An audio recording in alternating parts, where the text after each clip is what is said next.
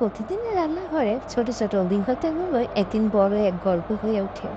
তেমনই একটি দিন ছিল আজ। আধুনিক জীবনযাত্রার ব্যবস্থার মাঝে আমরা অনেকে হারিয়ে ফেলেছি আমাদের ঐতিহ্যবাহী রান্না ও প্রস্তুত প্রক্রিয়াগুলো।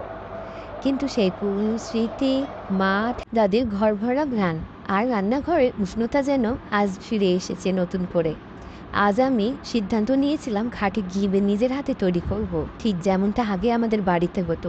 ঘি শুধু একটা রান্নার উপাদান নয়, এটা আমাদের সংস্কৃতির এক গুরুত্বপূর্ণ অংশ। এর গন্ধে থাকে স্মৃতি, হাতে থাকে যত্ন, আর প্রস্তুতির প্রতিটি ধাপে মিশে থাকে ভালোবাসা। এই ভিডিও বা গল্পটি ঠিক যেন ভালোবাসারই প্রকাশ, একটি সাধনার মতো ধৈর্য আর নিষ্ঠার তৈরি খাঁটি ঘিয়ের অভিজ্ঞতা।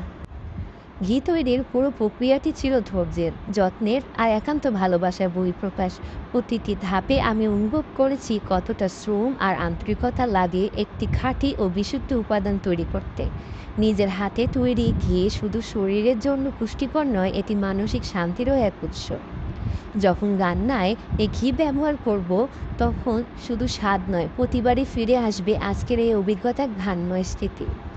এই অভিজ্ঞতা আমাকে শিখিয়েছে জীবনে ব্যস্ততার মাঝেও যদি একটু সময় বের করে কিছু নিজের হাতে তৈরি করা যায়, তবে তা শুধু প্রয়োজন মেটায় না, বরং মনকেও পূর্ণ করে।